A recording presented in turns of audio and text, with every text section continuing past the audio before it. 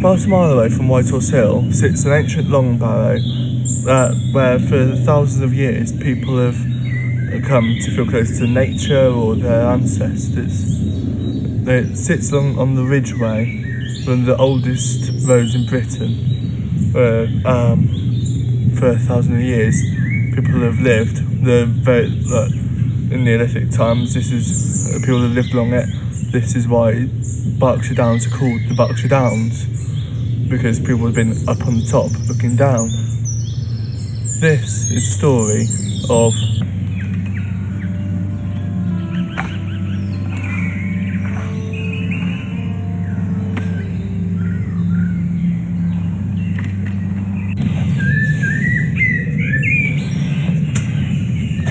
Wayland Smithy is named after the Saxon god of metalworking, Wayland.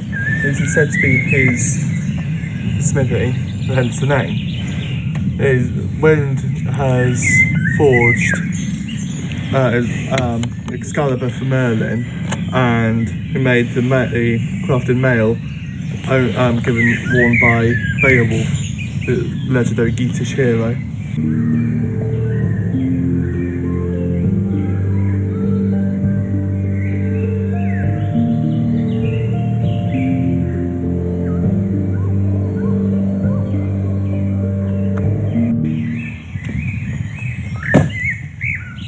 Wayland was an elf who lived in Scandinavia. He was captured by King Nidus of Sweden. He make armour and jewellery, weapons, but obviously Wayland grew tired of this, so he lured Nidus' two sons into his workshop and killed them, turned their skulls into goblets. When the king was drinking out of his new beautiful goblets, and ordering a search for his missing sons that Wayland definitely didn't know anything about, the king's daughter, Behilda, came to Wayland and asked him to fix a ring she'd got. But when Wayland looked down, he realised it was his own wife's ring. But completely wrong. Wayland assaulted the girl and then summoned magical wings and flew away while taunting the king that his only male heir will be his child, presumably while dodging spears, arrows and flying axes. Wayland eventually settled here in Ashbury, built this smithy. When he settled, Wayland got an apprentice called Flibbertigibbet, who greatly annoyed Wayland, so eventually Wayland got sick of him, threw him down the hill where he turned into a stone. Here's a reconstruction. It's said that if your horse needs new shoes, you leave a silver coin with your horse in or on one of these stones, well, not the horse, but if you leave a silver coin in or on one of these stones, it'll be magically reshod by Wayland in the morning. And people still leave coins here, I presume for good luck, but it's collected by English Heritage, who owns the site, and it's taken to put into the charity and put into funding for English Heritage.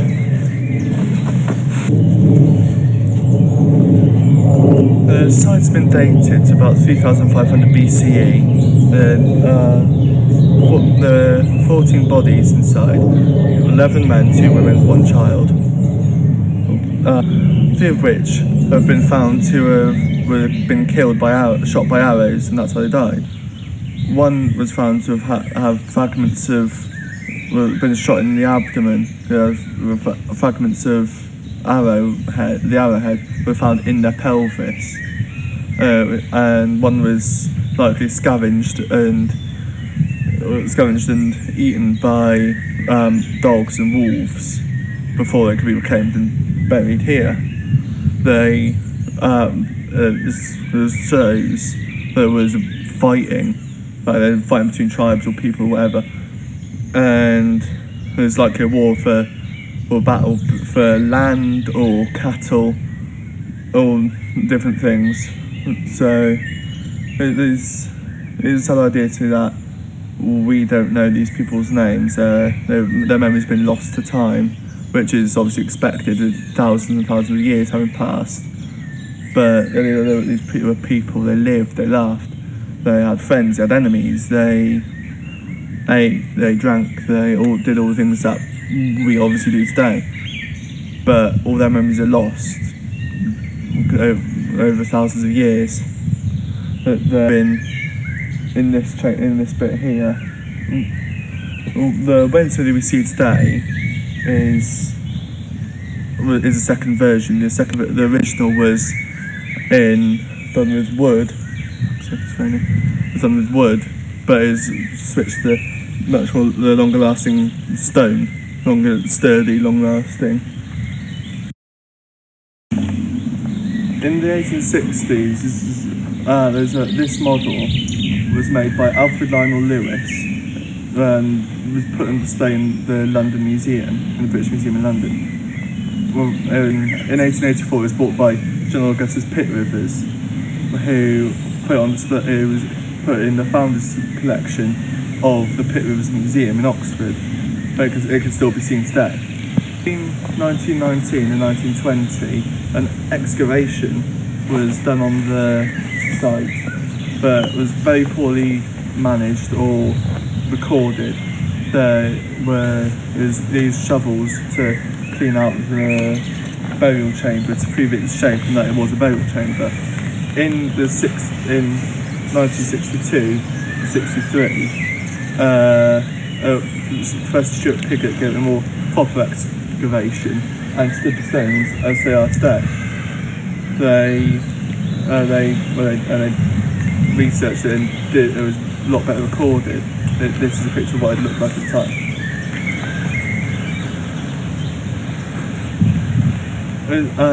Supposedly, J.R.R. Tolkien would take walks along the Ridgeway, which is barely is a few feet away from me. Apparently, J.R.R. Tolkien would take walks along the Ridgeway and take inspiration from his books, for his books. There's one scene in Fellowship of the Ring where Frodo and his fellow hobbits are captured by a Barrow-wight.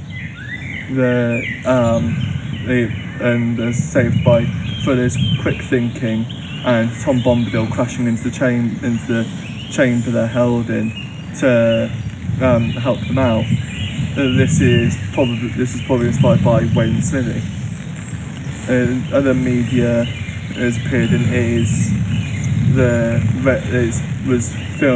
song Radiohead's song "Pop Is Dead" was recorded around here.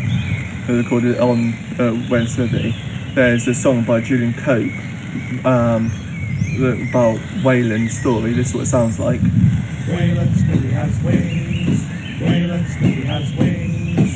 Wayland Smithy has wings. Kipling based several stories in his book Puck of Peaks Hill around Wayland Smithy. And a character in the Dark is Rising books is called Wayland Smith, who is the god that Wayland Smith is named after. The site Wayland Smith is still considered a sacred site by many heathens, pagans and Wiccans today. I was recommended a way to respect the ancestors who were buried here is to leave foraged berries, leaves and flowers somewhere green, that's all the grass, so animals can get it to eat it and so it can decompose into the ground and not spoil it for anyone else.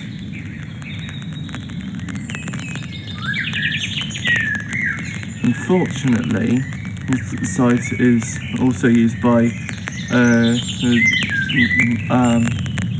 neo-Nazis for their vile practices but their disgusting beliefs and ideas do not reflect on the heathen, pagan, Wiccan or any of them communities.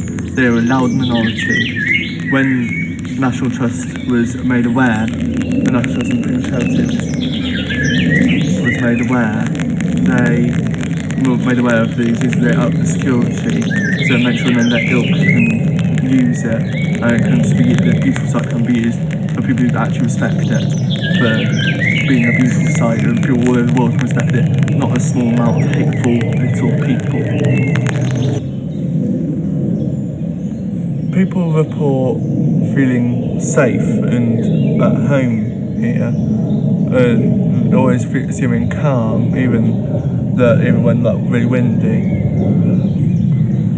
Well, some people also describe feeling the idea of being here on their own in the dark quite creepy, which I can understand, like looming stones and probably not being very familiar in those of tripping hazards and all that sort of thing. I can understand that. But when I asked local people what they thought of Wayland Smithy, they said they shared memories of them spending most Sundays here with their parents and their sisters when they were younger, having a picnic on Whitehorse Hill, which is a picnic on Whitehorse Hill. People have said about people get married here or getting their ashes spread here, which is quite nice.